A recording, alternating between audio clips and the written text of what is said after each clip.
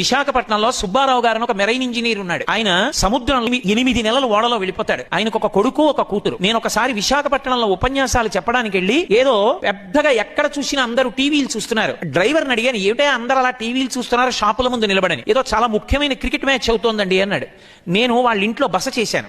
నేను ఆ ఇంటికి వచ్చి ఆ అబ్బాయిని పిలిచాను. ఏమయ్యా పిల్లవాడివి కదా, నీకు తెలుస్తుంది, ఎవరెవరు ఆడుతున్నారయా క్రికెట్ అని అడిగాను. అతను అన్నాడు, నాకు తెలియదండి అన్నాడు. ఎందుకు తెలియదు అని అడిగాను. నేను చూడనండి టీవీ అన్నాడు. ఎందుకు చూడవు అని అడిగాను. పూర్వం చూసేవాడినండి, మా నాన్నగారు సముద్రంలో 8 నెలల పాటు కష్టపడి ప్రయాణం చేస్తారు. మా నాన్నగారు వెళ్ళినప్పుడు కాయగూరలు పళ్ళు అన్నీ కూడా పెద్ద బాక్స్లో పెట్టి పెడతాయి షిప్లో. అకస్మాత్తుగా షిప్లో ఎవరైనా చచ్చిపోతే అదే బాక్స్లో మళ్ళీ పడుకోబెడతారు. ఆ శవంతో పాటే ఉన్న కూరల్ని కడిగి వండుతారు. మా నాన్నగారు మా కోసమని ఆ కూరలు తింటారు. కావలసినట్టు వండి పెట్టేవాడు ఉండడండి.